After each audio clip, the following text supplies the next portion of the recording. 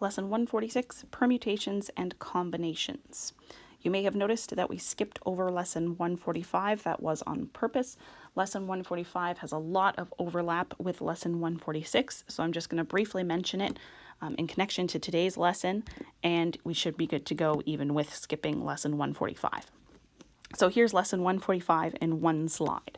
Lesson 145 had to do with thinking about an experiment where you had colored tiles in a bag. See my lovely picture here.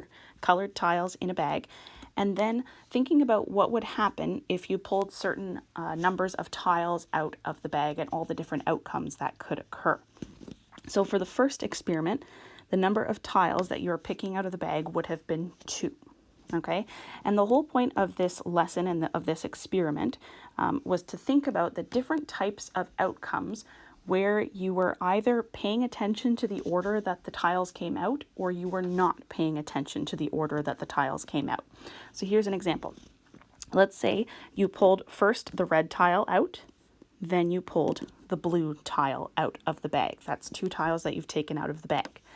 If you are caring about order or you're paying attention to order, you would record that red came first and then blue. All right, so red and then blue. If you then tried the experiment again, and at one point you pulled out first the blue and then the red, if you're caring about the order, that counts as a different outcome. Red first, then blue, blue first, then red, counts as a different outcome if you're caring about the order. However, if you don't care about the order that it comes out and all you care about is that those 2 tiles are red and blue, it only counts as one outcome. Red and blue is the same as blue and red. And you'll notice here, we've got 2 different columns. And the column where the order matters, in all the different experiments you would have looked at, there are a lot more outcomes where the order matters versus when the order doesn't matter, way fewer outcomes. Okay, so that's what lesson 145 was looking at. If you're caring about the order, if you're looking at the order matters, you have a lot more outcomes. So let's jump over to today's lesson and look at 2 vocabulary words that we need to know. First word is a permutation. A permutation is the math word for an arrangement where the order matters. So if I jump back over here to lesson 145, this column would be the permutation column where the order matters. A combination is an arrangement where the order doesn't matter. So if we jump back over here again, this would be, use a pen, the combination column. Okay, so they're very, very connected to what we're going to be doing today. And in all sorts of different scenarios, you can categorize them as either permutations and or combinations.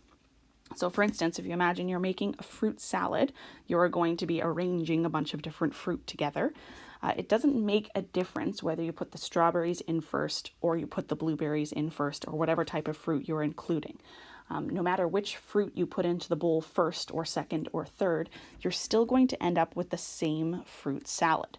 So a fruit salad is an example of a combination. The order doesn't matter, you ended up with the same result. A permutation, on the other hand, is where the order of something happening does matter. And I have an example here of a safe. So for the code on a safe, the order that you put the numbers in matters, or that works also on, let's say if you have a bike lock or a locker lock. The order that the numbers come in matters. And a lot of times we do call these locks combination locks, or you hear like the safe combination. What's the combination? If we want to get technical and mathematical, technically they should be permutation locks because the order does matter. So permutation, order matters. Combination, order does not. So let's look at an example of a permutation going back to those tiles. So imagine you have a bag with 4 tiles in it. How many different outcomes could there be if you drew 1 tile out of the bag at a time? So let's start with draw 1. So you're going to put your hand into this bag and you pull out one of the tiles. How many different outcomes could there be? Well, there are 4 tiles, so you end up with 4 outcomes. But the second time you draw from the bag, one tile has been removed, and there are only 3 tiles left in the bag. So the possibilities for you to draw are only 3. There are only 3 tiles left. And then it keeps going. The third time you draw from the bag, there are only 2 left. And then the last time you draw from the bag, there's only 1 option left. So for the first time you draw, there are 4 possibilities, then 3, then 2, then 1. And now we can connect back to that fundamental counting principle we learned about, where you multiply all the different options in each category to find the total outcomes. So we can do that here.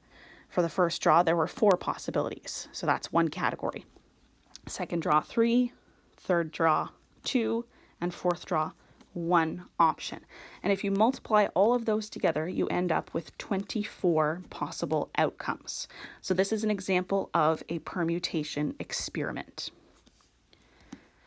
Now, one last thing that we need to know is that this permutation has a lot to do with what we call 4 factorial. So anytime you see a number with a 4 and an exclamation mark behind it, it means just what we demonstrated with those tiles, right? We had 4 options, then we had 3 options, then we had 2 options, then we had 1 option.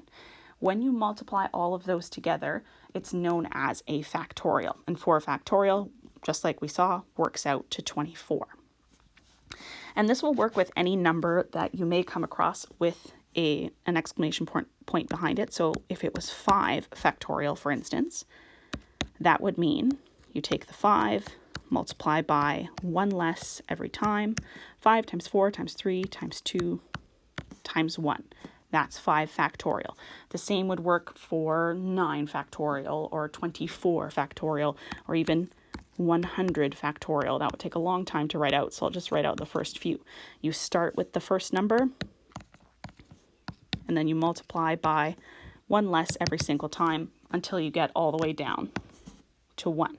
So you're just starting with that first number and then multiplying by 1 less each time to figure out the total number of outcomes. So permutations and factorials go together. That's a hint for your lesson today. And yeah, I think that's everything I need to say to you today. If you have any questions, let me know.